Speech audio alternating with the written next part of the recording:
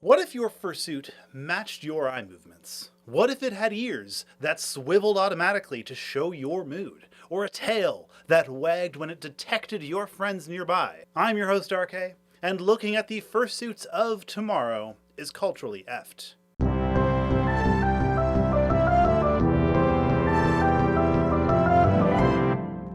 Previously on Fursuit History, we've talked about the fursuits past and present. In this episode, we're going beyond and into the future. But not the distant sci-fi future. Cosplay has already nailed down the artistic use of LEDs to enhance your character or create special effects.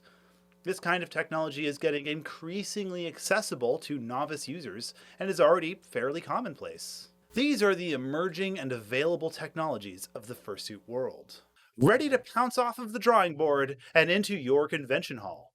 Some of these already have real world examples of the idea at work, and some of these are speculative and wishful. Tech that I'm sure we will see eventually. For the sake of simplicity, let's go over these technologies from those that are becoming widespread to the ones that are possible but not yet on any known suits. If that changes after this video comes out, please post those examples in the comments below. Let's begin! Secret compartments and helpful magnets.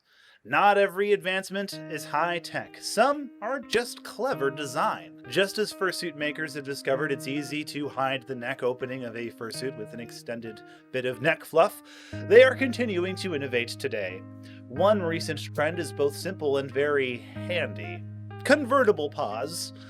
Rather than having to remove your entire glove to use a phone or open a door, you can use a concealed slit in the fabric to reach out of it. Once you're done, the seam hides in an escape pouch and the fur covers it back up. These are especially useful if your suit has big, toony hand paws. Fursuits, like ladies' jeans, are notoriously lacking in pockets. So, unless you're sporting a purse or something similar, you're going to need a friend to carry your phone. And at that point, your friend's also carrying your water, your keys, you're taking pictures for you, and so on. Am I right? Related innovation is having a pocket or two inside of your suit, letting you carry your phone or wallet. If you're willing to have a zipper on your dragon tail, it could put 90s fanny packs to shame. Red pandas, meanwhile, could carry an entire change of clothes in their tails. Another low-tech solution is the inclusion of rare earth magnets, where different parts of the suit connect. This would help close any gaps, like where the pant legs meet the foot paws. Magnets are also being used regularly to attach adjustable eyebrows and eyelids to fursuits for emotions on the go. 3D printing claws and teeth is a lot simpler than casting, especially when you can share the 3D models with your friends. But the biggest change 3D printers have made to suiting is how the base for the head is shaped. Printing plastic instead of carving foam means it's much lighter and you can do it in software instead of in person. Rather than solid hunks of plastic, a 3D printer produces structures more like birds' bones. A sealed outer surface that's mostly hollow inside, except for handy support structures. The technique also allows for more ventilation, since you can have curved tunnels through the plastic that would be otherwise impossible with a drill. Fursuit supply producers also 3D print negatives to create foam cast molds from, if you want to keep things light and squishy. LCD screens and internal cameras. Even the familiar plastic or fabric eyes are getting a makeover. Traditional fursuits usually have plastic eyes or acrylic domes carefully handmade. As small LCD screens become cheaper, animated LED fursuits are becoming into use, such as these by Chromamancer.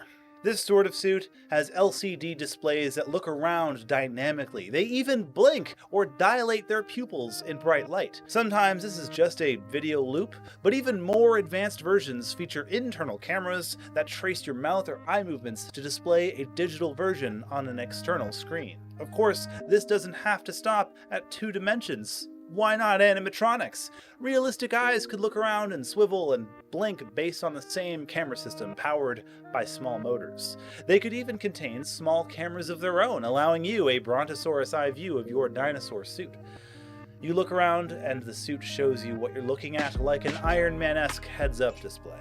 Emotion-controlled ears and tails. Brainwave-controlled ears are already on their way into fursuits. Retrofitted from Japanese cosplay gear, these work by sticking sensors on your head that detect changes in the specific electrical signals of your brain. When you're excited, the ears pop up. When you're calm, they sink down. While the ones from NeuroWear are of the small catgirl variety, nothing is stopping fursuit makers from attaching them to more powerful motors to move heftier ears for your jackrabbit fursuit. But that's just the start. Pilots have trained to change specific brainwaves to control aircraft. A logical next step for NeuroWear-style sensors is to track the types of brainwaves we can consciously control. With that input, you could really spread your wings. Literally. Avian fursuits occasionally articulate their wings with a fairly simple pulley mechanism built into the arms, and the effects can be really breathtaking. Imagine doing that with your mind instead. You would be able to control body parts your real body doesn't even have for real, like a tail.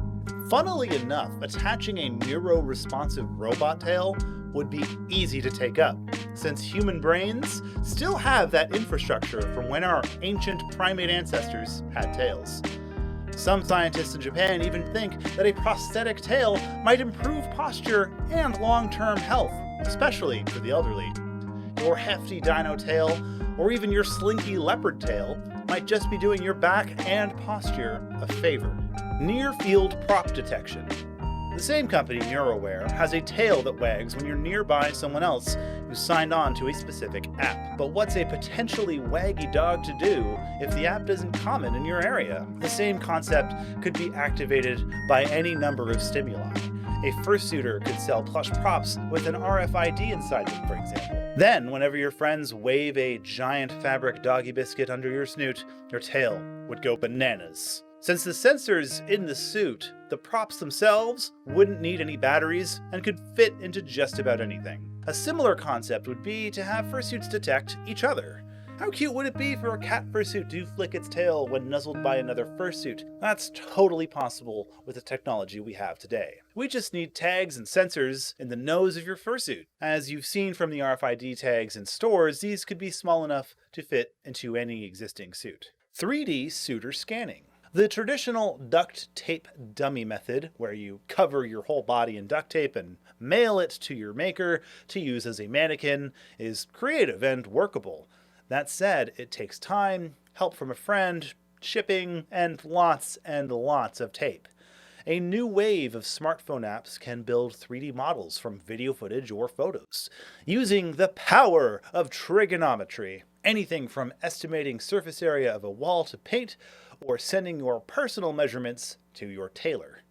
Scanning your body could become a whole lot easier, faster, and quicker to send to your maker. Plus, if you mess up, you can just do it again and double-check your measurements with actual physical measuring tape. Combined with 3D software and printers, this could enable fursuit makers to print fursuit heads that are scaled to the buyer for a more comfortable, customized fit. Power-generating fursuits. Most of the gadgets we've talked about so far require electricity. So where does the juice come from? How do we get the juice loose? The answer could be you. Specifically, your adorable fursuiting antics. Think about those flashlights you recharge by shaking them up and down. They work by moving a magnet up and down a coil wire. A few minutes shaking powers up the battery. Or, in our case, a few sick moves on the dance floor lights up your LEDs for the rest of the rave. Talk about being a dynamo.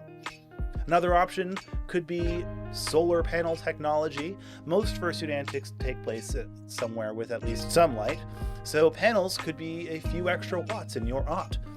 But unless you're a cybernetic armadillo, you might be wondering, how do we get solar panels in a fursuit? This sounds really stupid and ridiculous, right?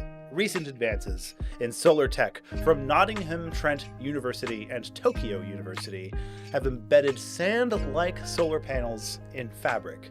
These could be attached to synthetic fur instead, either before or after the fursuit's constructed, and best of all, they are washable.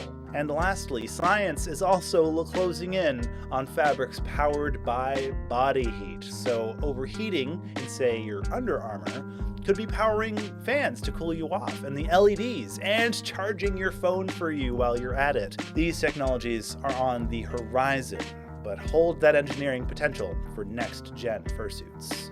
Lifted leggies. Until now, Digitigrade legs on a fursuit require you to either walk on tiptoe, fake it with padding, or create a modified heel boot for hoofs. But with a lightweight leg brace and small pneumatic cylinders, like those found in the trunk of your car, you can add some real spring to your snap. The more weight you put on the cylinder, the more gas inside it is compressed, effectively pushing back and holding you up. This would reduce the strain on your legs. But why stop there? Once you get used to it, you could even use this to bounce higher.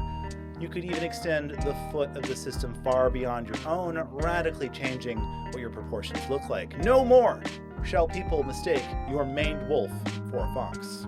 Speaking of liquids, waterproof fluff. One of the problems with wearing layers of fur, fabric, and foam is you are essentially a walking sponge. Getting hit by a lawn sprinkler can mean hours of careful drying, but it doesn't have to be this way. All you need to do is spray on a hydrophobic clear coat and bam, your otter is waterproof. But just don't take a dip in the pool because you are still effectively a sponge. Of course, this has benefits beyond just not worrying about when drinks get spilled on your suit. Fabric-safe clear coats would allow you to recolor your fursuit almost as fast as you can redesign your persona. Just airbrush on the pelt pattern, then wash it off when you want your tiger to change her stripes. The downside is, of course, if you don't design it carefully with some breathability, your sweat might pool in your shoes. Fursuiters and makers pave our own way in party technologies, from VR playrooms to interactive dance floors. Ultimately, the fursuit is a canvas for self-expression, a wearable projection of who we want to be, even if it's only for the duration of a romp around the hotel lobby. While no one can predict the creative directions furries will take, it's worth examining what technology is on the horizon of this kind of cosplay. Don't dream it, be it. A lot of this technology is already pretty widespread and accessible, even for people who don't know a lot about programming, electronics, or computers. All you need is some hot glue and a vision. And stacks of cash. Fursuits are still going to be expensive in the future, and we have to also fully acknowledge that cost is a barrier to a lot of what we've talked about today. Part of the future of fursuits is leaning on more pre-owned fursuits and upcycling fur scraps. Next time on Fursuit History, we will look at the end of a fursuit's life cycle, or its lack of one. We are going to talk about how your fursuit will outlive you and will destroy the environment along the way in Fursuit History Part 8, The Sustainable Fursuit. If you like the content we produce, make sure to like and subscribe. You can get a special access to behind-the-scenes materials and early access to episodes by becoming a sponsor on Patreon. Shout out to fursuit maker Tentacle Woof for expert consulting. You can find a link to their swanky suits in the description. Today's episode was written by Tempo. I have been your host, RK, and we'll see you here next time for more furry fandom facts and fun. Thank you for joining us on this installment of Fursuit History.